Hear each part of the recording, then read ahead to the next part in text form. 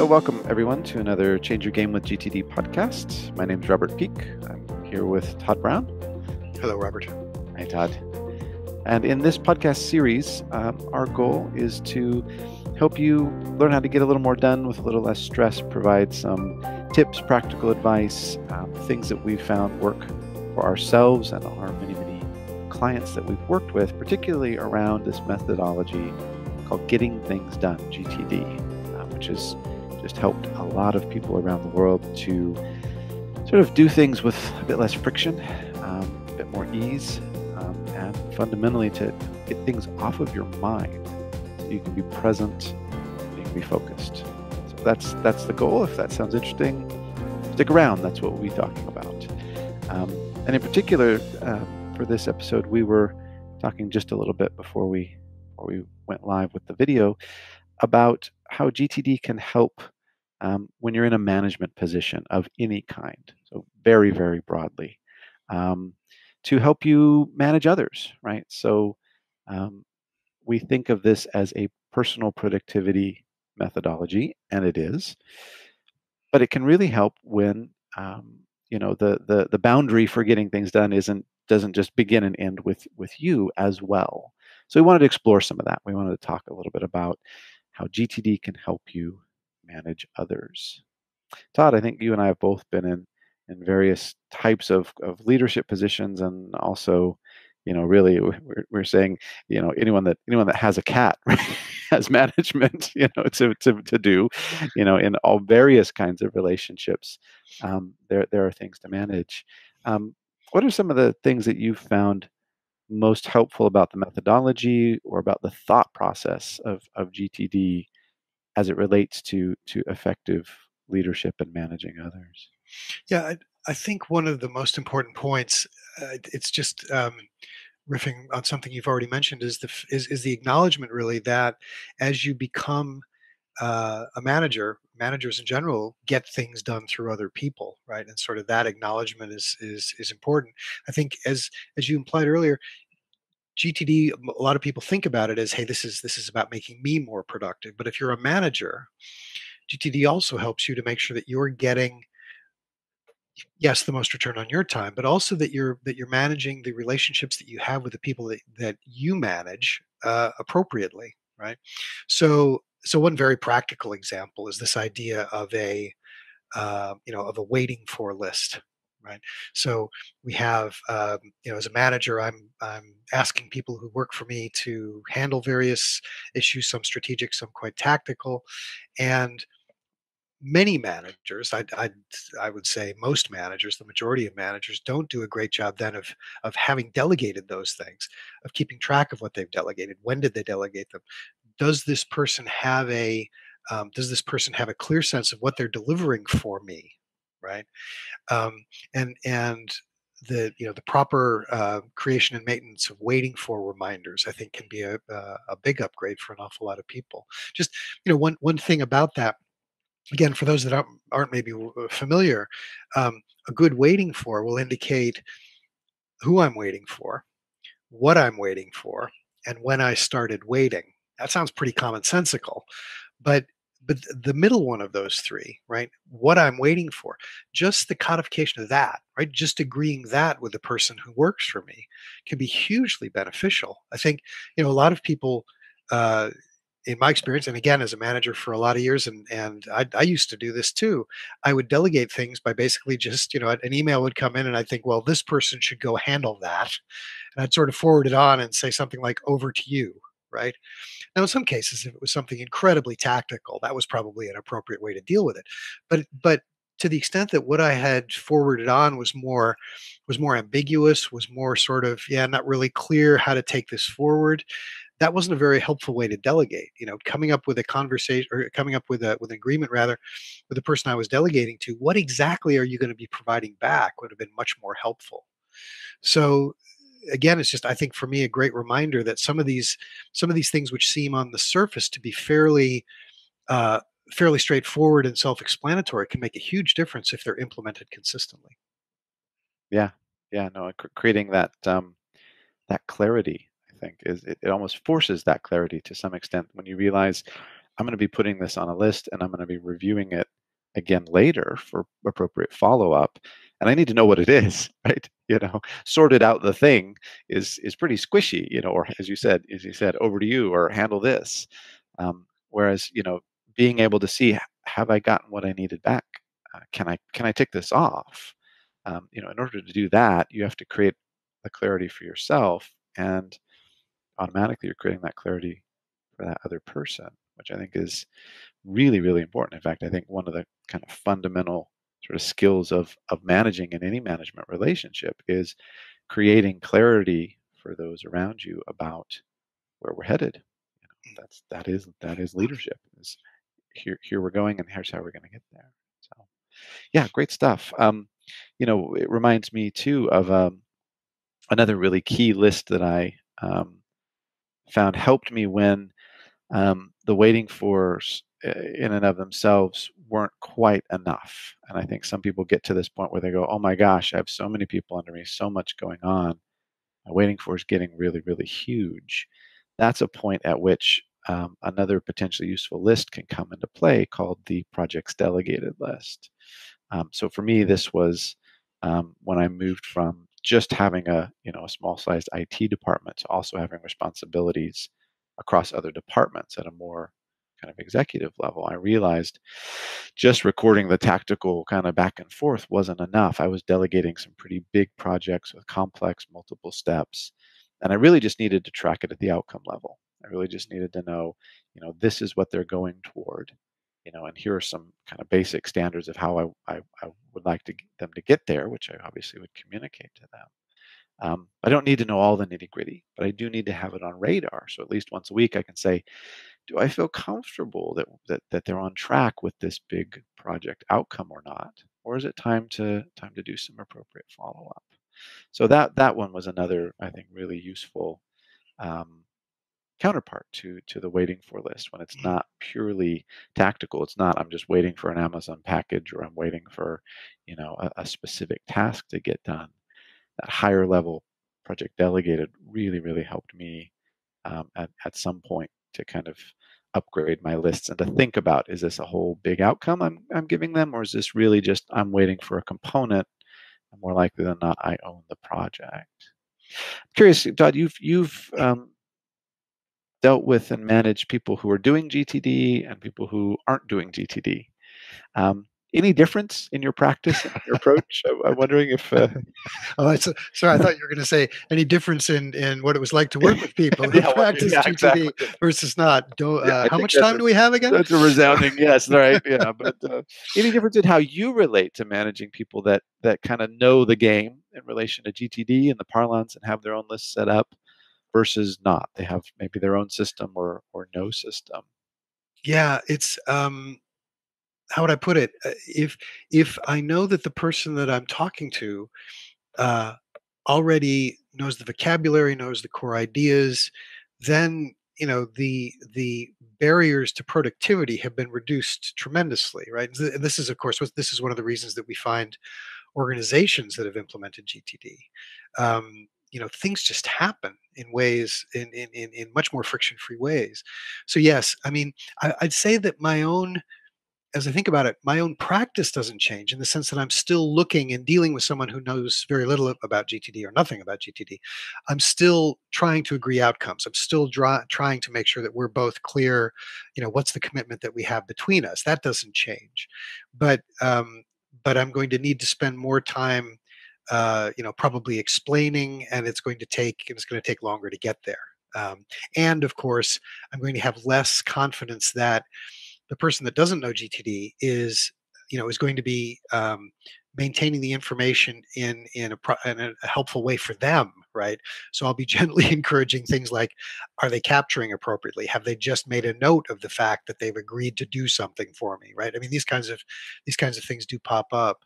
Um, so yeah, I'd say that the core ideas behind the practice don't change so much, but the way that I interact with the person needs to accommodate the fact that they're going to be new to it. And so I'll be gently encouraging them in the direction of GTD best practice, even if I know that they don't really use GTD in both of our interests, right? That's not just about me being sort of selfish about the way I want to work.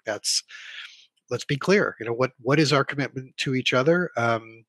Are we both agreed what the outcome looks like? I loved your example of the projects delegated list, by the way, because that's in some ways it's an elevated waiting for list, is what that really is, right? It's a waiting for list at 10,000 feet, or at horizon one in the horizons of focus model.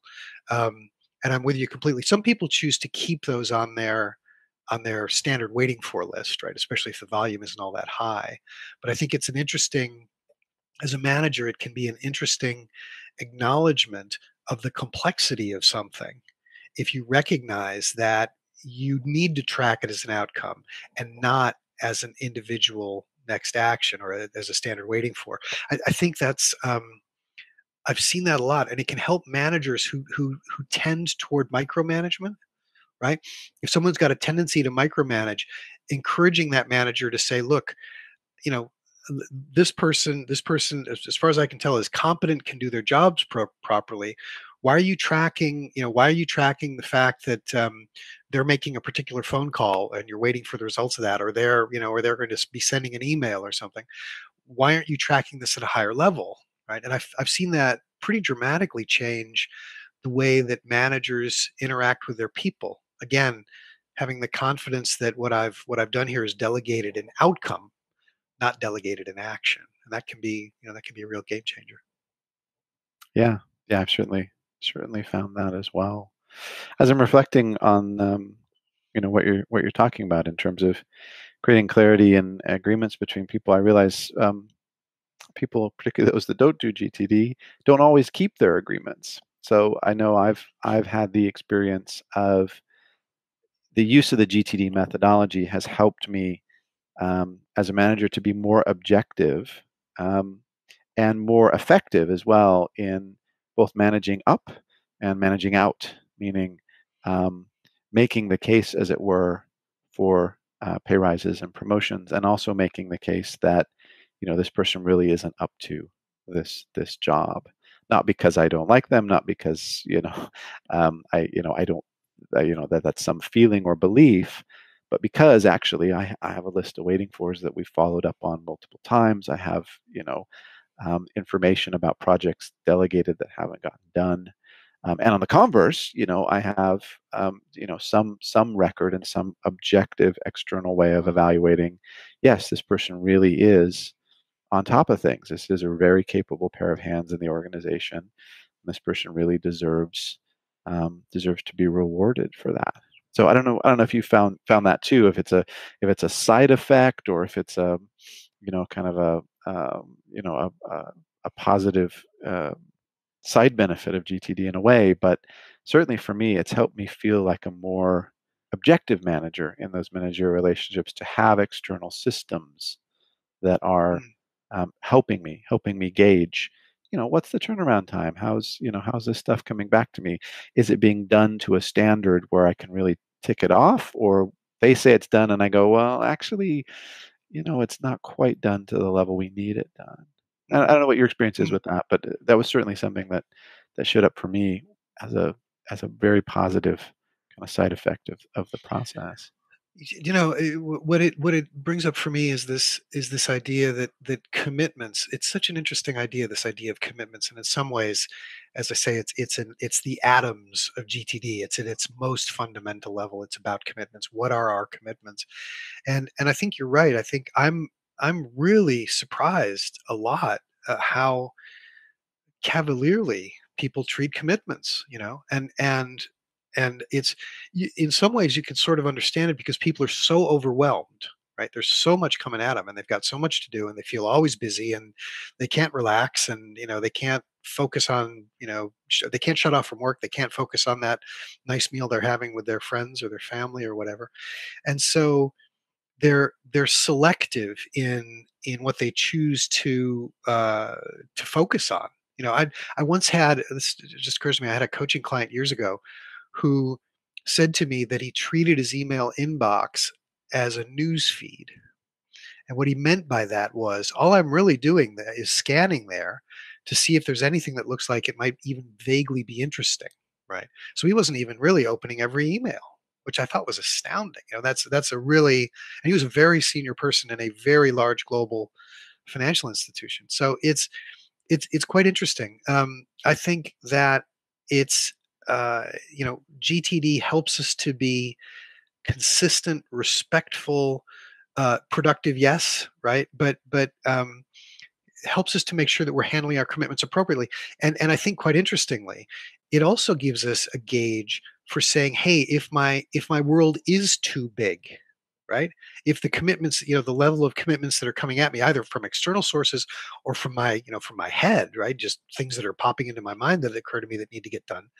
GTD gives us mechanisms for figuring out how doable is all this. Can I really handle the level of commitments that I have agreed to take on? Um, so yeah, I mean, I think that's all really good grist for the mill as I think about managing with GTD. The other thing I wanted to bring up that goes back to something you were saying earlier had to do with, um, are we are we agreed on the vision that we have, right? And we can talk about that in specific tactical instances when it comes to a particular project, let's say. But it's also a bigger picture question. Where are we as a team? Where are we as an organization going? And those conversations, again, I think are fleetingly rare in many of the folks that I talk to. Um, some organizations do I think a good job of laying out the broad canvas of where are we going as an organization. And I think that in many cases there's a disconnect between those big strategic goals for the organization and, hey, what does that mean for me as an individual? How do I need to be managing my team differently? How very specifically is what my team is going to do? How does that relate to that big strategic goal I've just heard talked about, right?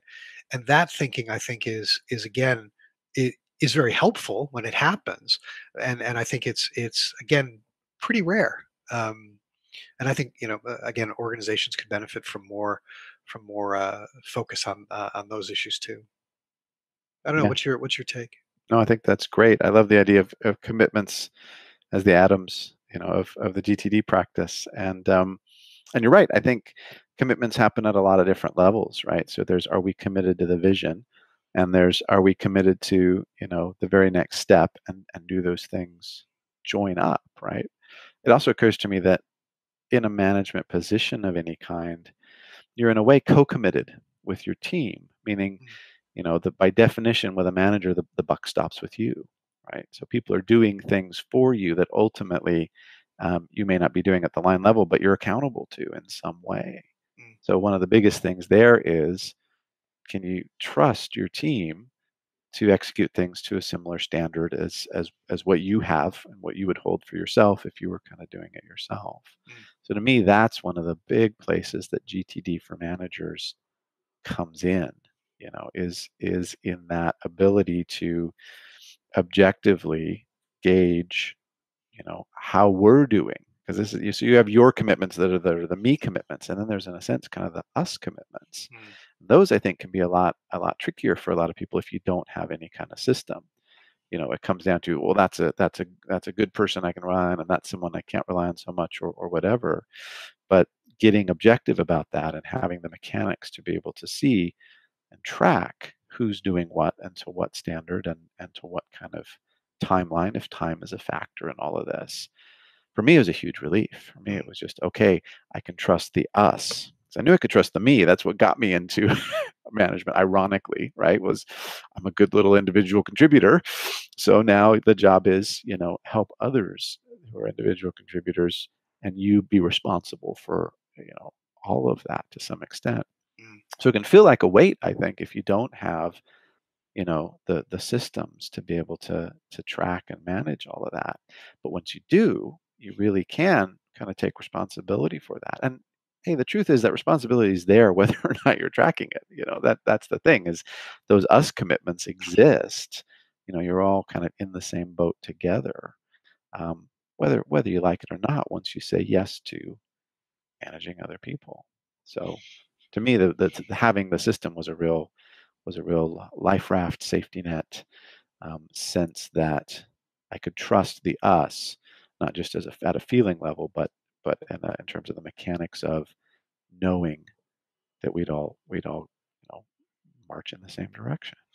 I love that, and I really like the point you made about the fact that responsibilities are there, whether you acknowledge them or not, right, or whether you're conscious of them Yes. or not. And it occurs to me that I think that what is disrupting sleep for an awful lot of people is the fact that those responsibilities are there and they're not externalized and they're not handled in an appropriate way. They haven't gone through the what is this? What does it mean for me? What's the next action? What's the outcome? Right, the core GTD thinking of the processing or the clarifying step, and that's what's waking an awful lot of people up at night is this kind of gnawing sense that I needed to do something about that, and being woken up in the middle of the night by thoughts like that comes from not having handled that appropriately, right?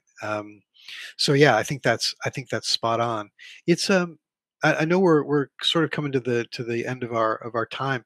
If we were going to boil this down, or sort of top tip kind of approach, what maybe with a lens? How about you talk about new managers, and I'll talk about tips for existing managers. How about that?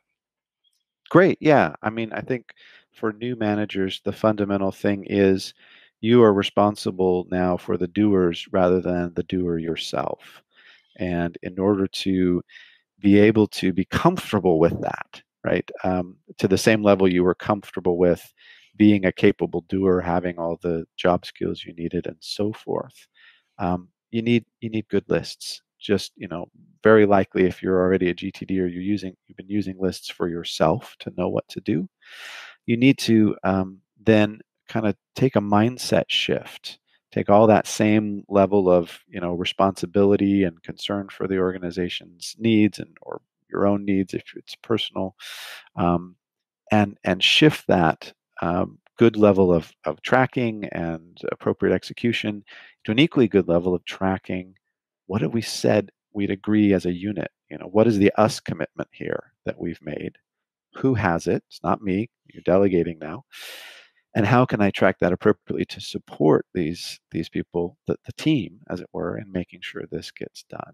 So you don't have to, you don't have to really um, let go of any of those kind of fundamental skills. It's very much a transferable skill, the level of responsibility and concern you've had for getting things done. You just need to shift it up into now we're getting things done, and I'm helping the whole team track and manage and take care of that. How about you, Todd, in terms of more experienced managers, maybe somewhat new to GTD, but experienced in the game of managing others? Yeah, I think being able to make clear to the members of your organization, to your direct reports, and to the broader organization, if you've got a bigger team, um, how is what we're doing as an organization, the commitments that we've made to making things happen, our projects, our longer term goals, how does that dovetail with what the organization is doing, and what's important to it in terms of the ways that it works.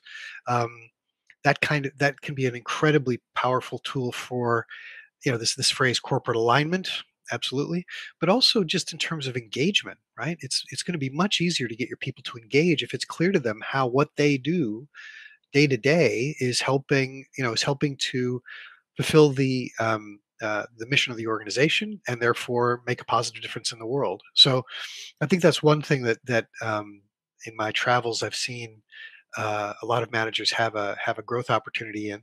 um, and the other thing I guess I would say is don't be don't be shy about considering. We've been talking today an awful lot about outcomes. We've been talking about projects, and we've been talking about delegating those and keeping track of them. We mentioned the projects delegated list. Another important thing to keep track of for yourself and for the people that work for you are their ongoing responsibilities, right? What are they responsible for maintaining? These are not outcomes per se. They're not things that they're going to tick off as done. They're ongoing things. And getting a sense, not just getting a sense, being very explicit about those things for yourself and for your team can help you to figure out um, how doable is your role? How doable are the roles of the people that you have working for you? Maybe you've got someone who's underutilized and they just don't have enough going on. You have a look at you have a look at their projects, the things that they're doing, and you have a look at the roles, the ongoing things that they're doing, and you look at it and you go, actually, this person could take on some more. Time for a meeting. So I think that kind of bigger picture thinking. It's just one more example of how the methodology helps you to get out of the weeds, and raise your sights a bit. And yeah, I think that can be those can be some valuable thoughts for existing managers. Great stuff. So yes, a lot of different levels and horizons at which GTD can help you manage not only yourself but others, and hopefully some real practical approaches that you can take away from today's session about how to actually do that. So hopefully you found this useful. Again, this is not just we're not just talking about middle management. This is about high level leadership as well, right? Those responsibilities, as well as managing any kind of relationship, personal or professional, where there's an us commitment going on. It's not just yours individually. It's about us moving something forward together. And there's a lot of that. There's a lot of us's in the world. So hopefully that's been useful to you out there. As always, if you have thoughts, questions, topics that you'd like us to potentially address in a later session, info@next-action.eu, info@next-action.eu is the best way to reach us. So for now, thanks for listening or watching or however you're being involved with us and tuning in today. And from Todd, from me, look forward to seeing you next time. Bye for now.